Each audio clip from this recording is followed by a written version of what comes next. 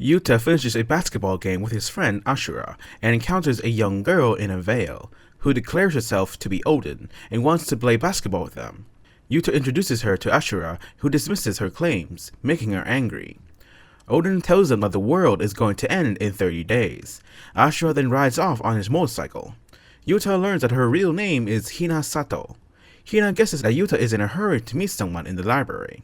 Yuta is trying to convince her to go home, but Hina refuses and decides to follow him. The two reach the library and meet with Kyoko, who is busy studying. Their stay there doesn't last long as Yuta is thrown out of the place due to his outburst.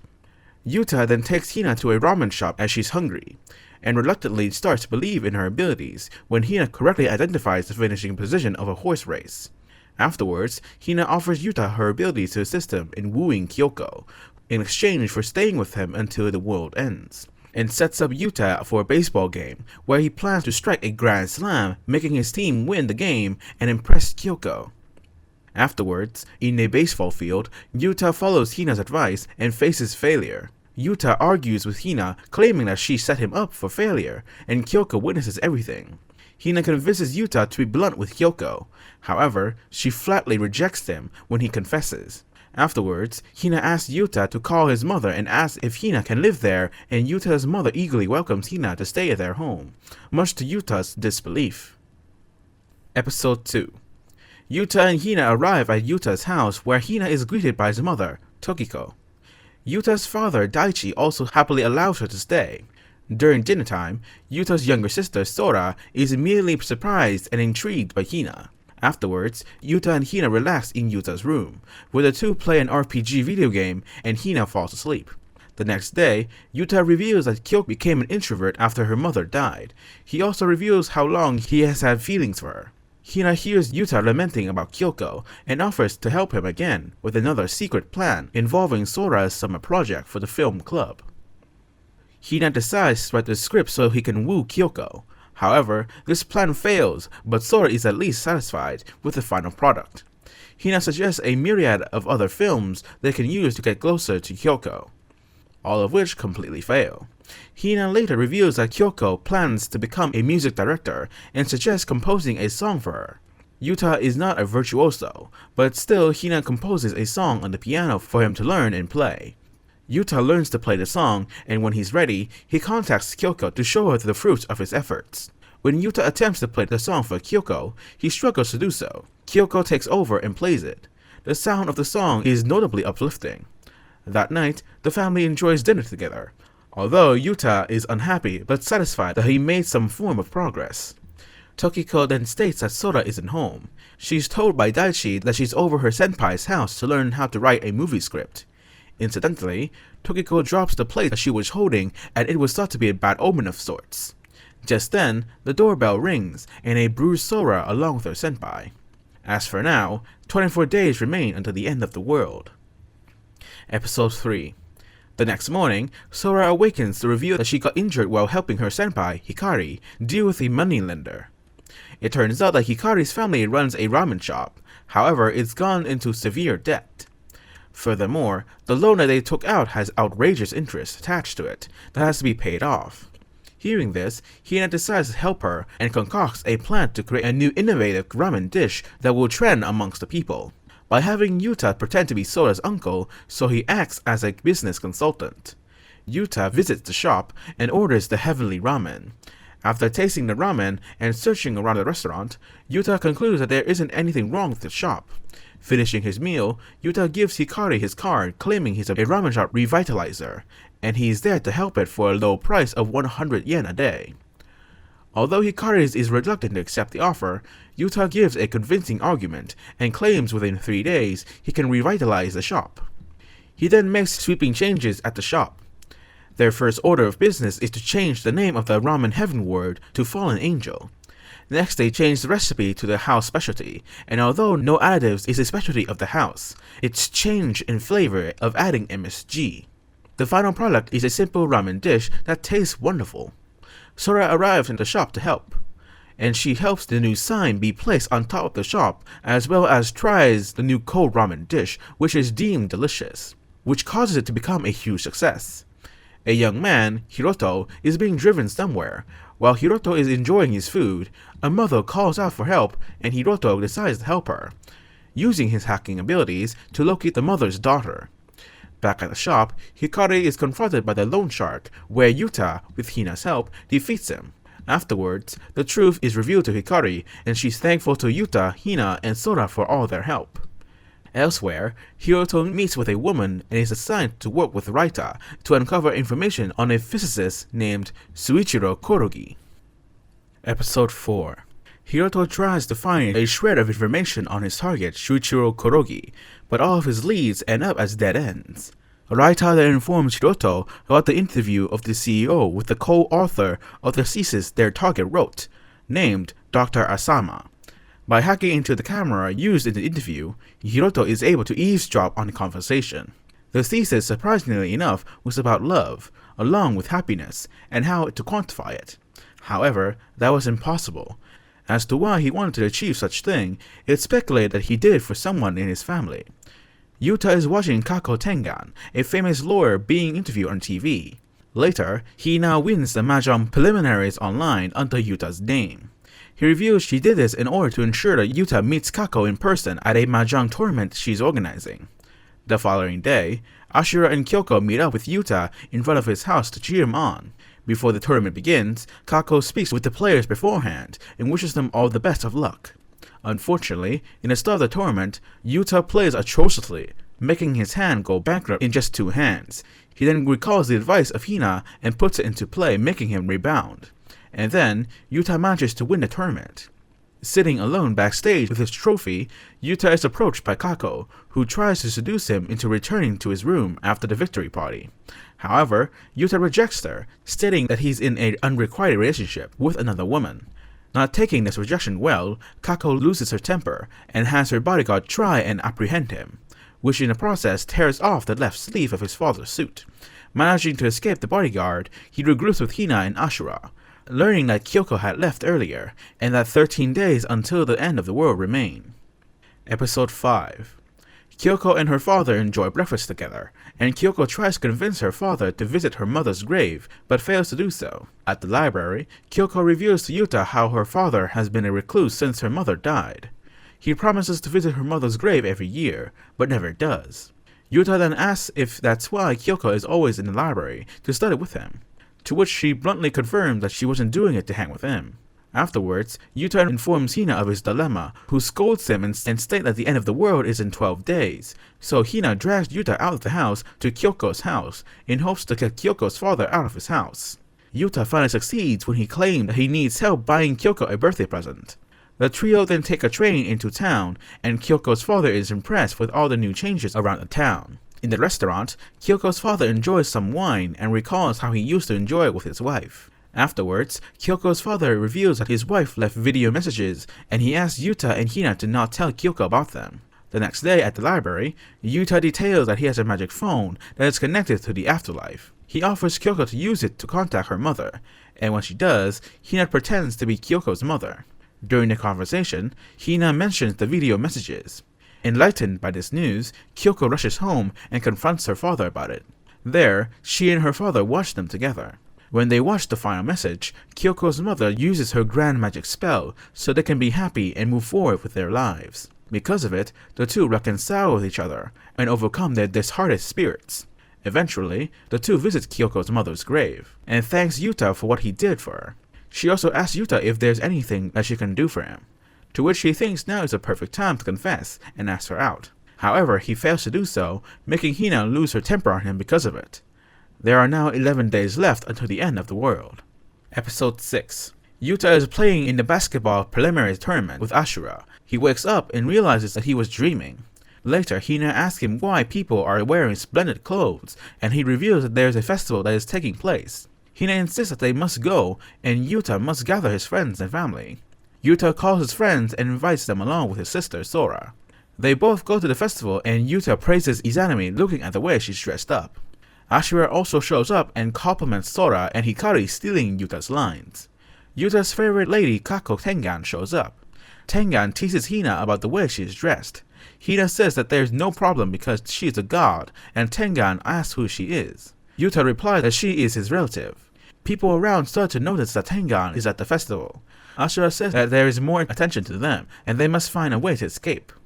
They get inside the festival, deciding on what to do first, and all of them are thinking about getting food first. Yuta mentions different types of food, and Hina says that she wants to try them all. Yuta and friends enjoy various foods, and later they enjoy playing different games, and Ashura introduces them to a haunted house. They try it, and witness the scariest thing they ever saw before. They get scared thinking it is real, but they both manage to get out breathing heavily. Later, Ashura advises Yuta not to leave Izanami all by herself, and he goes to her. They sit down and enjoy sharing a snow cone.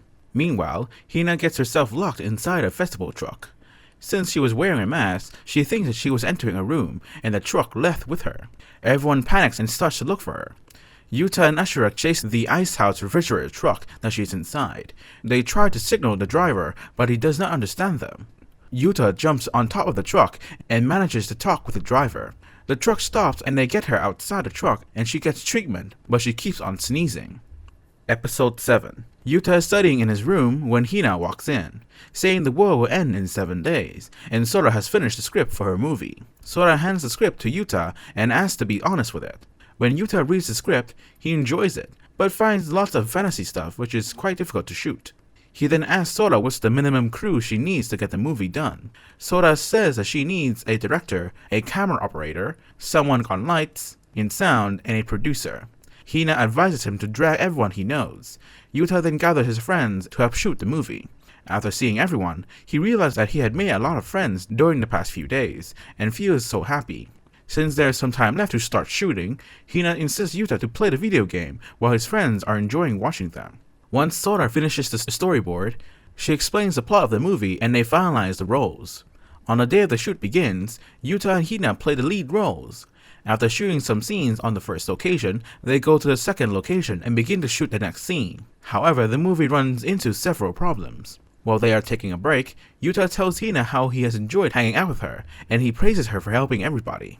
When the shoot resumes, there are problems with the CGI, until Hina finally fixes it. The night falls, and they decide to continue the shoot the next day. Later that night, Yuta teases Hina about how much she enjoyed herself. Meanwhile, Hiroto is still investigating when he finds Kurogi's torn down house. When he learns the possessions have been sent to the recycling plant, he heads there just in time to grab a picture that has Hina in it. Episode 8. Hina has a dream of her grandfather encouraging. She wakes up and is comforted by Yuta's mother. While everyone is at the set preparing for the shoot, Yuta wonders what is going to happen to all of them when summer ends, and that Hina is going to leave him soon, and he needs to be ready when that day comes. When he expresses his concerns to his parents, they reveal that Hina is actually the granddaughter of their mentor, and that Hina's father abandoned her after her mother passed. Yuta asks how long she is going to stay. His parents tell him to figure it out himself or ask Hina. After Yuta has a conversation with Hina about when she became a god, they decide to go meet her father. They leave by train to the place where her father lives. When they arrive at his house, Hina's father and stepmother, Toshitoku and Isuzu Sato, are shocked when they see Hina in person. Toshitoku comforts Isuzu and requests the two to wait outside the gate and talk outside. Outside, Hina runs to see the ocean. While Yuta and Toshitoku are alone, Toshitoku apologizes and reveals Hina was born with a debilitating condition known as Logos syndrome, which attacks the nervous system resulting in cerebral atrophy and neurologic muscular atrophy, which caused him to abandon her when he realized there was nothing he could do to help her. Hina's father explains everything and tells Yuta that he should not have brought her here, since he can do nothing about it. Once Yuta and Hina leave, Yuta is agitated about the situation and keeps thinking about it all the time. Episode 9. While everyone is at the set, Hiroto secretly observes Hina and Yuta and trying to figure out how Hina can fully recover. He then decides to go home and continue his analysis. At his house, Hiroto makes a shocking discovery about Hina and Yuta. Hiroto then has a dream where his parents are using his hacking skills to launder the money and abuse him. Hiroto shockingly wakes up. The next day, Hiroto reports to the CEO his findings of a chip-sized quantum computer Kurogi completed and asks for permission to analyze. However, she denies his request to analyze it and tells him to find Dr. Kurogi's quantum computer and report back. Hiroto gets frustrated by it and argues with her that they are not letting him use his talent. Back at his house, Hiroto uses his skills to find the computer and dives deep. During his search, he remembers when his parents were murdered. Afterwards, Hiroto tells the CEO that the computer was planted in Hina's head, which explains her miraculous recovery and omniscience. Then they throw Hiroto out, saying his work is done. When Hiroto realizes Hina is in trouble, he warns her.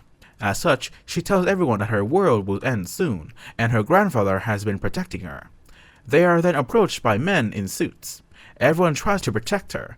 Yuta holds her hand and runs away, and they stop at a place, where Hina asks why Yuta wants to protect her, to which she answered that he loves her, and everyone in the family loves her as well. However, she willingly surrenders. Episode 10. After Hina's departure, Yuta tries to move on with his life. While he is at school, during prayer, Yuta thinks about how he made all the efforts to track Hina and never found a trace. Yuta encounters Hiroto, who claims to be a new transfer student. He then hangs out with Yuta and his friends, playing basketball and having food at Fallen Angel. Time keeps passing as Yuta is still missing Hina. Several months later, however, a frustrated Hiroto calls out Yuta for not understanding why he befriended him. Just as he's about to leave, Yuta catches up with him after he realizes Hiroto was recreating the days he spent with Hina. Hiroto reveals that Hina is alive, and he knows her location. Yuta asks to meet her. Hiroto tells him that she won't be the girl that he knew, and asks if Yuta is sure that he wants to meet her. Yuta says yes. Hiroto tells him to go and get packed. That night, he takes Yuta to the Yamada Sanatorium, the big white building where he gives him a false identity as a research assistant that is good for 2 weeks. And then he leaves. Yuta then enters the building. Inside, Yuta meets Shiba, a visiting researcher, and she takes him to see Hina. Yuta sees Hina and tries to talk to her. There, Shiba reveals that cranial surgery was performed on Hina, and she has an extreme fear of men. Seeing Hina's condition, Yuta agitates and asks to take her back. Shiba tells him that he can take her back, only if Hina will leave willingly, and suggests to Yuta that Hina will live her best life in the care of all female staff present here. After, Yuta is sitting somewhere, refusing to believe all that happened to Hina, and is unable to figure out what's right anymore. Episode 11. At the Yamada Sanatorium, Yuta observes Hina's daily routine from starting her day in the morning to her bedtime. He then does his report for the day. When he heads back to Hina's room, Yuta reveals that he is permitted to spend an hour with her from 5 to 6 p.m. every day for 2 weeks, and he tries to get Hina to recognize him. However, she rejects him. While Yuta is having tea with Shiba, she tells Yuta that he has to look Hina in the eye before he can gain her trust, and tells him how sanatorium facilities helped her. The second day, when Yuta meets her, he reads a story to her, but nothing changes. Yuta tries a few more things, but nothing happens. When they meet up again, she tells him that Hina might have lost her memories following the surgery. He will have to recreate those memories in a sense to get her to recognize him. A despondent Yuta is alone outside when he receives encouraging words from his friends and family.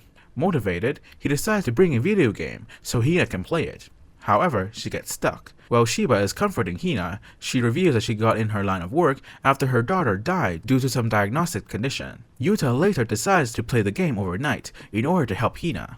The next day, while Hina is playing the game, she finally smiles and gets excited. Yuta is so happy seeing this and wishes the moment to freeze forever. When Shiba discovers Yuta's falsified reports, he is contacted by a security officer.